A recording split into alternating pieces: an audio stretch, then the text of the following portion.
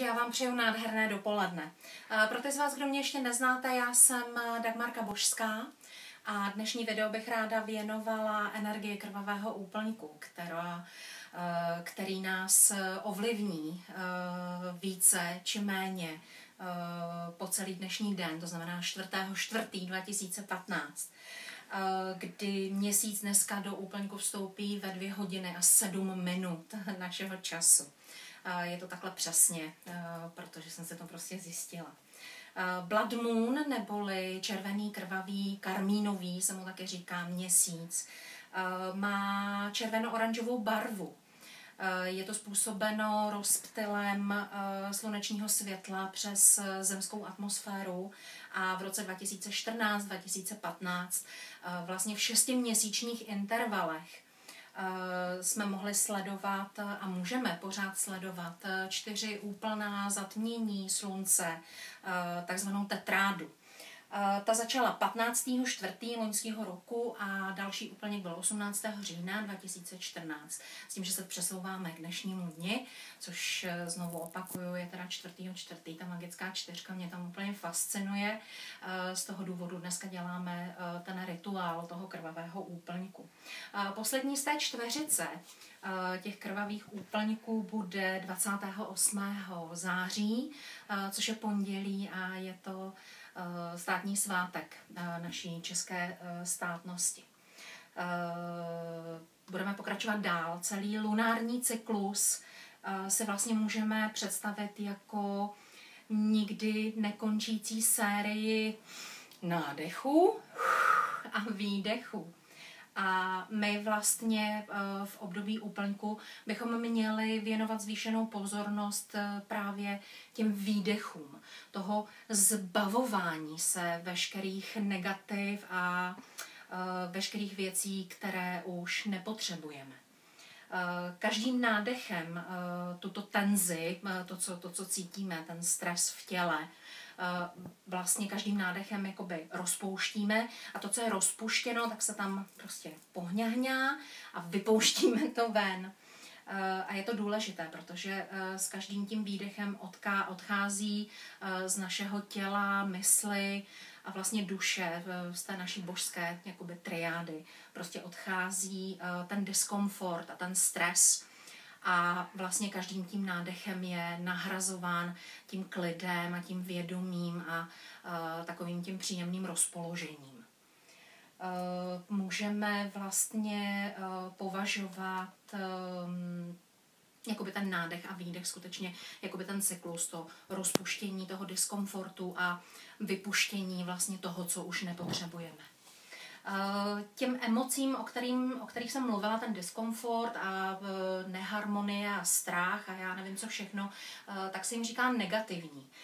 Nicméně dají se vlastně díky nim ty další emoce vlastně jakoby na pozadí těch stínů, těch negativních emocí vlastně můžeme jakoby určit, co je pozitivní emoce.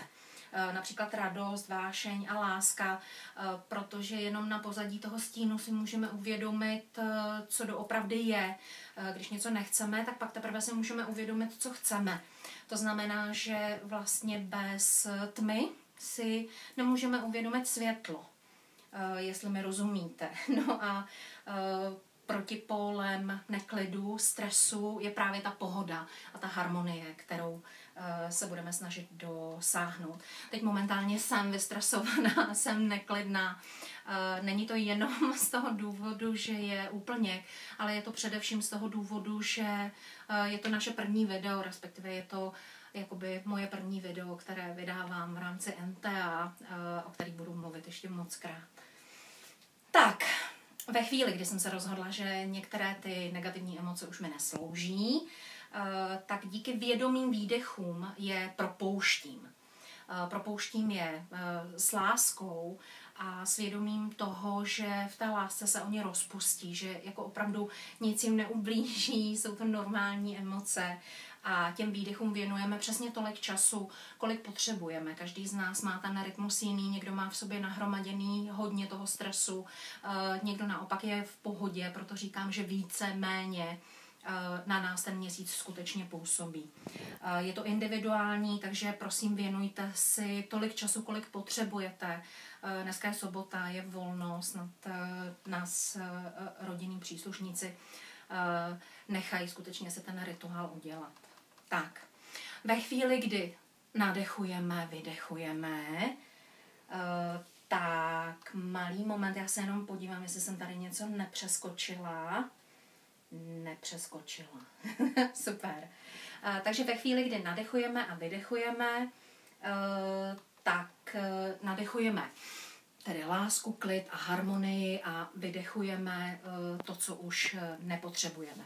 A ve chvíli, kdy máme sklidněnou tu mysl, já se znova nadechnu a znova vydechnu a taky se sklidním mysl a poprosím i kameramana, aby se nadechl a vydechl, abychom se všichni uklidnili, tak můžeme přistoupit k té další části. Tato je velmi podstatná, to dýchání vědomé, ale ta další část je taky docela fajn a podpoří nás v té činnosti, kterou vlastně teďko zahajujeme, a tím je pití a omývání těla takzvanou úplňkovou vodou.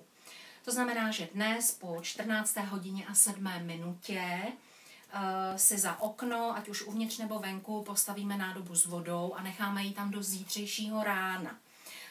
Pokud ji máte venku a zmrzne vám, tak se vůbec nic neděje, prostě ji necháte jenom rozmrazit. A ráno, když se opět vydýcháme, tak s vděčností a láskou tu část té vody úplňkové přelijeme do modré nádoby, může to být sklenice nebo lahev. A ta druhá část, která tam zůstala v té nádobě, tak se s ní opláchneme. Oplachujeme se takzvanou úplňkovou vodou.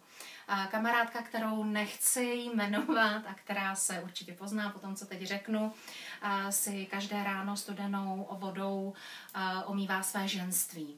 Já vřele doporučuji, abychom si všichni nechali část té vody právě na to omytí těch genitálií a uvidíme, co to s námi udělá a jak nás to hodně pobaví, jaký to budou účinky.